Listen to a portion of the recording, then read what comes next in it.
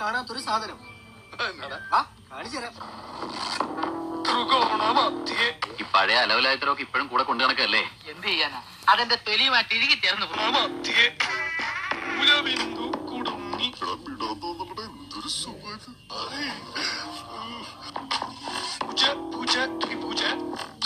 ഇവളിത് എന്ത് ഭാവിച്ച? ഞാൻ അത്രക്കാരനൊന്നുമല്ല. ഭഗവതി, മനഃശക്തി തരാൻ മറന്നു പോവല്ലേ. നീ മനഃശക്തി ഒന്നില്ലെങ്കിലും ഞാൻ സ്വന്തമായിട്ട് ഇത്തിരി മനഃശക്തി ഉണ്ടാക്കാൻ പോവാ. ഇപ്പൊ ഷുവറായില്ലേ?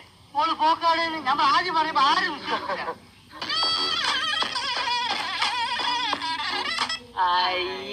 മുഖത്ത് എഴുതി വെച്ചിട്ടുണ്ട്, ആർക്കും വാരിക്കോരി കൊടുക്കുന്നവളാണെന്ന്. നീ ഇങ്ങനെ സങ്കല്പിച്ച് ഓരോന്നും വിളക്ക പിടിച്ച് സുഖിച്ചിരുന്നോടാ.